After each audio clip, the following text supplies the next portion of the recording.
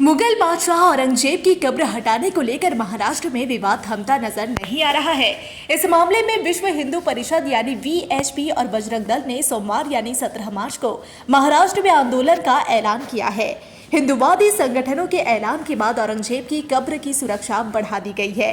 VHP और बजरंग दल ने महाराष्ट्र सरकार को धमकी देते हुए कहा कि अगर औरंगजेब की कब्र हटाने में देरी हुई तो वे बाबरी की तरह कार सेवा करेंगे। हिंदुवादी संगठनों की चेतावनी के बाद औरंगजेब की कब्र के पास स्टेट रिजर्व पुलिस फोर्स को तैनात कर दिया गया है। विश्व हिंदू परिषद के महाराष्ट्र गोवा क्षेत्र प्रमुख गोविंद शेंडे ने रविवार को बताया कि कुछ लोग औरंगजेब की तारीफ करने में लगे हुए हैं। औरंगजेब ने देश पर बहुत अत्याचार किया, हिंदुओं पर अत्याचार किया, अपने पिता के साथ अत्याचार किया। ऐसे क्रूर व्यक्ति का कोई भी चिन्ह इस भारत में अब सहन नहीं किया जाएगा। इसलिए हम सरकार से अपील कर रहे हैं कि हिंदुओं की भावना को समझते हुए औरंगजेब की कब्र को वहां से हटाए।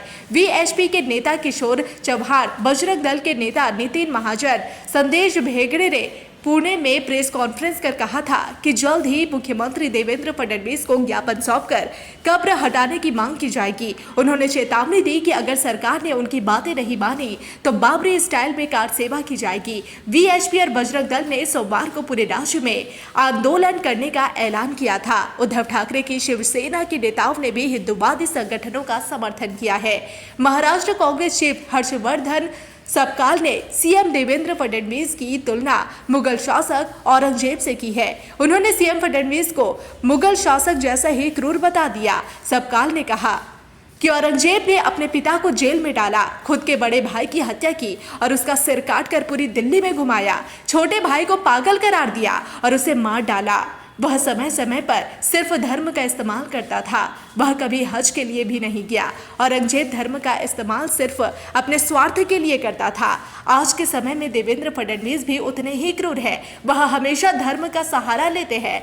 वहीं बीजेपी की ओर से इस बयान की निंदा की गई और इसे बचकाना बयान दिया। महाराष्ट्र में औरंगजेब को लेकर विवाद तब खड़ा हुआ जब सपा विधायक अबू आजमी ने मुगल शासक की तारीफ की। औरंगजेब की तारीफ करने पर अबू आजमी को विधानसभा सत्र से सस्पेंड कर दिया गया। फिलहाल अबू आजमी जमानत पर बाहर और पुलिस की कार्रवाई का सामना कर रहे हैं।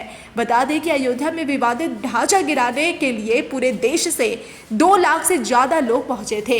यहां पहुंचे लोगों को कार सेवक नाम दिया गया था। अब विश्व हिंदू परिषद यानी वीएचपी और बजरंग दल ने ऐलान किया है कि अगर औरंगजेब की कब्र नहीं हटाई जाएगी तो कार सेवा की जाएगी।